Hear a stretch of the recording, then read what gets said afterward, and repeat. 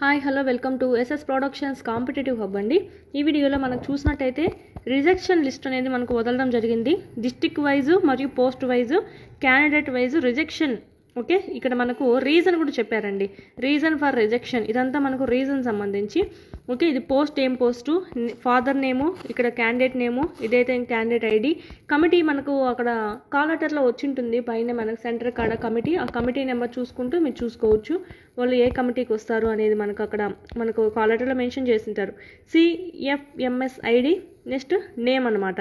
ఆ కమిటీకి మనకు వాళ్ళు చెక్ చేసింటారు కదా, వాటికి సంబంధించి నేమ్స్ అనమాట. ఇప్పుడు చూడండి, కమిటీ 1 సంబంధించి మోహన్ బాబు గారు. ఇక్కడ మన కమిటీ 1 అంతా ఆ నేమే ఉంటుంది. కమిటీ 10 కాడికి వచ్చేటప్పుడు సేమ్ విజయ భాస్కర్ రెడ్డి అని. సో ఇది మనకు ఇదంతా అనంతపూర్ ఉందండి.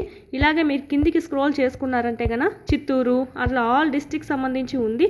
ఒకసారి చెక్ చేసుకోండి. సర్టిఫికేట్ వెరిఫికేషన్ అయిన వాళ్ళు ఎందుకు రిజెక్ట్ అయ్యారు అనేది రీజన్ ఇక్కడ. ఓకే, దీంట్లో కానీ నేమ్ లేకపోతే సర్టిఫికేట్ వెరిఫికేషన్ అయ్యి నేమ్ లేకపోతే ఆల్మోస్ట్ మీకు సెలెక్షన్ లిస్ట్లో రావచ్చు.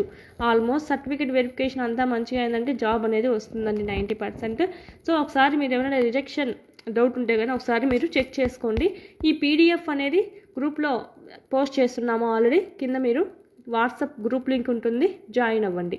ఈ పీడిఎఫ్ అంతా మీరు అక్కడ చెక్ చేసుకోవచ్చు.